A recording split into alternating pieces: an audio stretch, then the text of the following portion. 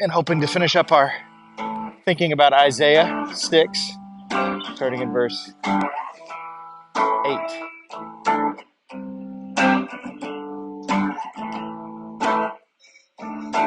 Isaiah 6 started with a beautiful presentation of the gospel in which Isaiah saw God and himself, and then how God atones for his sin, all before the throne room. And starting in verse 8, we see Isaiah's response to this great mercy.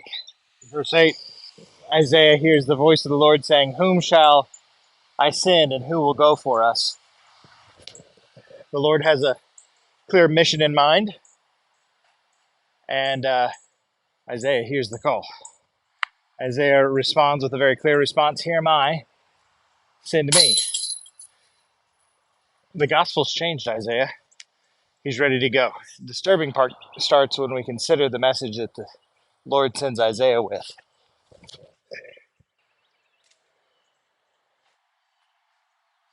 In poetic form, the Lord basically commissions Isaiah to tell the people to hear without hearing, to see without seeing.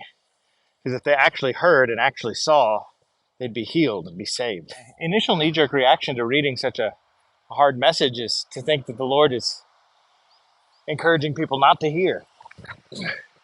But as I reflect on it, I wonder if it's more like a parent telling a child, do that one more time sort of thing.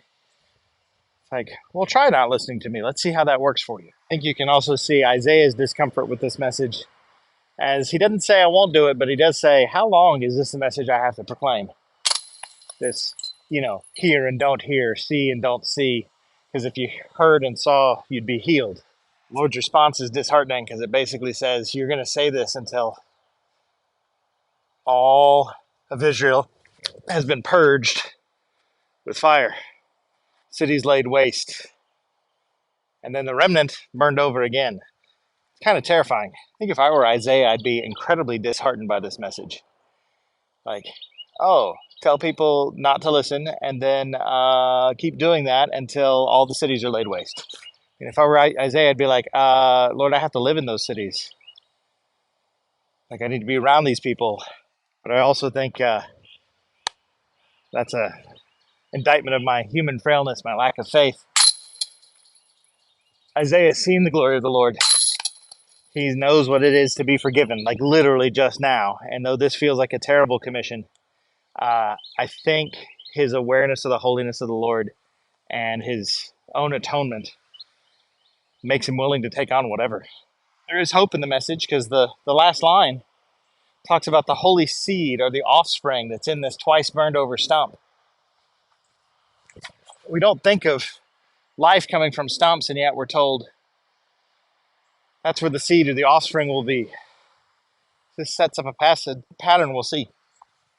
I hope you're growing in your ability to see Christ in the passage, because we see that in a number of places in this passage. First off, Jesus actually fulfills this particular prophecy about seeing and not seeing, hearing but not hearing, when he teaches the people in parables. We also see the holy seed language calling back to Genesis 3, where the seed of the woman will crush the serpent's head, pointing forward to Jesus again. I think the stump language is also setting us up for something. When we think about Jesus coming from the root of Jesse, all the dirty putts. So let's look together and consider the holiness of the Lord. Consider his holiness and our sinfulness and the atonement we have in Christ, and let that motivate our obedience in whatever the Lord's called us to. Let's also rejoice that the Lord has called us to obedience, but that his call to obedience is not just empty or dry obedience. It's obedience aware that he's keeping his promises. He's filling up all that the law has called for. Rejoice in that holy root that's found in that seed. and rest in the Lord today. Rejoice in Christ. Read Isaiah 6. See you next time.